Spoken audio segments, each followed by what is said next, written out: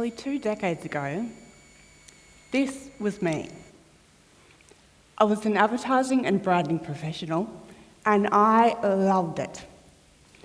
I worked in busy studios and agencies, writing and editing countless scripts, brainstorming with producers, and casting talent for well-known national and international brands with enormous budgets. Some things don't change. Today, I'm still an advertising and branding professional, and I'm still loving it. But some things do change. In 2005, I had a sudden and unexpected brain hemorrhage. So, I'm not supposed to be here today. Not because I missed my lift this morning, but because when my family got the call to say I was in hospital, I wasn't supposed to live through the night.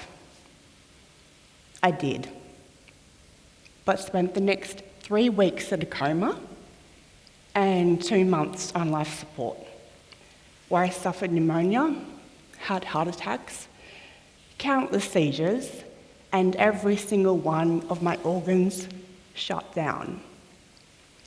At one stage, my family was also told they may have to turn off my life support.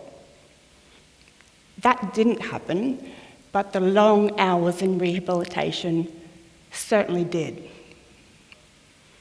I spent over a year in hospital, the first time, and had many operations, including heart surgery, the amputation of 1 leg, and 9 fingertips. My sister, who also worked in the industry, brought me advertising briefs to work on. I could barely move, but just thinking through things like brand strategy and creative execution energized me. She knew me well. I continued watching, reading, and listening to all the content I could. I desperately wanted to be back in the agency, writing scripts and creating advertising instead. But at that stage, I could hardly move. I looked to popular culture for what my new life with disabilities might be like. But with each page turn or channel change, I was disappointed. While the representations were truthful, they looked nothing like the people I knew with disabilities. They just weren't relatable to me. My body lay lifeless, but my mind was a hive of activity as I stared at that hospital screen, that television screen hanging from the hospital ceiling above my bed. So no, I don't remember dying. And I don't remember going into or coming out of the coma. But I absolutely remember returning to work in the advertising agency and deciding to use all my years of industry experience and all of my branding skills to rebrand disability, and deciding to change it from the medical and charity model to a model where people with all sorts of disabilities were included in all sorts of society, including advertising. I was inspired by all of the change makers who had come in the decades before me, all of the people who were currently working on the challenge around the world, and of course all of the work that still needed to be done.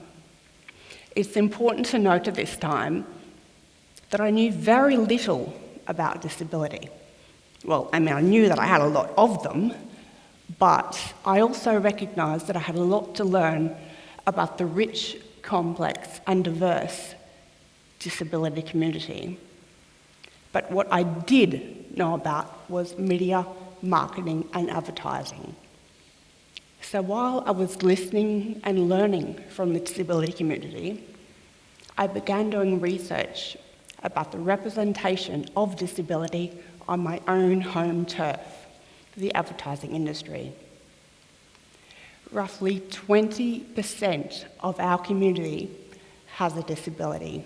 That's 1 in 5 people. Yet disability remains to be the least represented minority in popular culture today, relative to its proportional global size.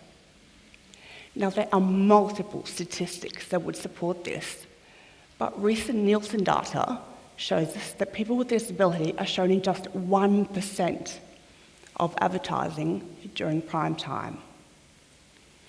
I could tell you that we need more diversity in all aspects of society because it's good for humanity. It promotes justice and equality.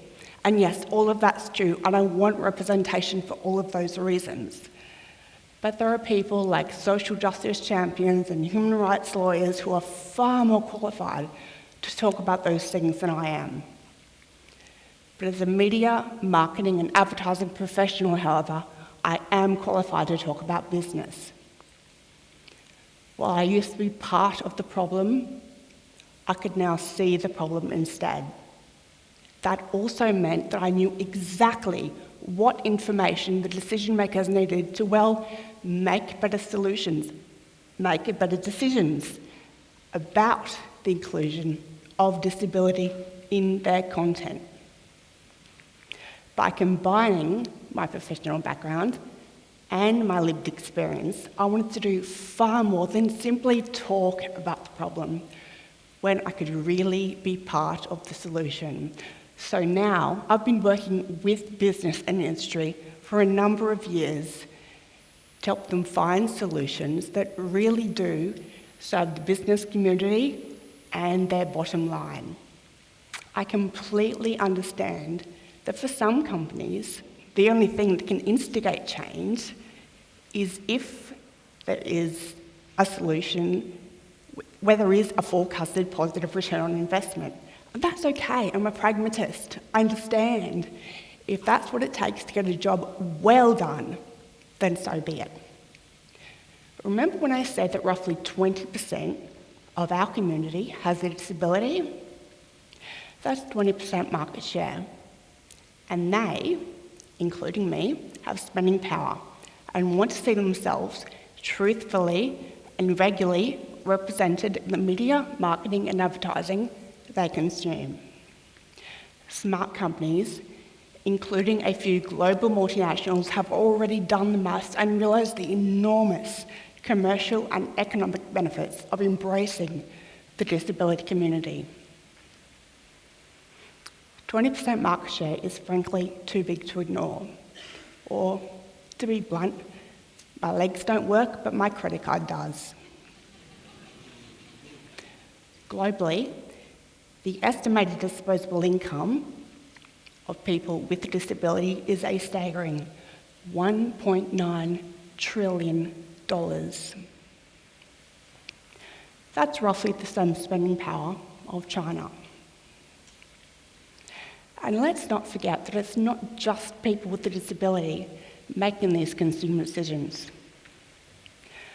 So too are their friends, family and supporters who want to be loyal to the brands that respect the people they care about. Including people with a disability is good for business and good for humanity, which really begs the question, why aren't more people doing it? Because I make people uncomfortable. Well, not so much me, but this disabled body that I now inhabit.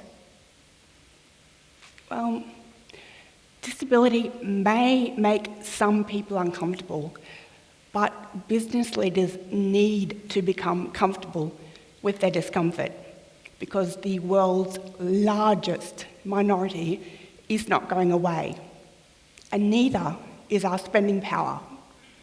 We are underestimated, we are undervalued, and businesses are missing out. Did I mention $1.9 trillion? The pursuit of equity, justice, and dignity for people with a disability is an incredibly complex and intersectional issue. There is no one solution or silver bullet. It's extremely nuanced. But the holistic and respectful inclusion of the disability community must play a part in the conversation towards solutions. I hope by now I've convinced you of the enormous benefits to business when they do include people with disabilities in their content. If you think that it's too hard or worried about getting started, don't be. As a disability communications professional, I work with all sorts of businesses of all different sizes and at all different stages of their journey to help them make this transition. And here are a few simple steps to help you or your company get started. Firstly, make that representation consistent. People with disabilities are not like the Easter Bunny or Tooth Fairy. We don't just show up sporadically. We exist every day of the year and spend real money every day of the year with the brands that represent us. Secondly, if you're a consumer with or without disabilities, start or continue to buy from the brands that support or include people with disabilities in some way. And finally, if you create content and are serious about having a positive impact, engage with the disability community and individuals from the disability community who have that first-hand experience with the advertising industry or the industry that you need, so that the brand's strategic goals as well as the disability community are both well served. Excluding people with a disability from the advertising industry and powerful industries like it is not inevitable, and it's not in the commercial interests of companies to do so. Changes are being made, but far too slowly. So if you're a chief marketing officer or an advertising director, there are things you can do to accelerate this change and make disability visible. Why not start today? Thank you.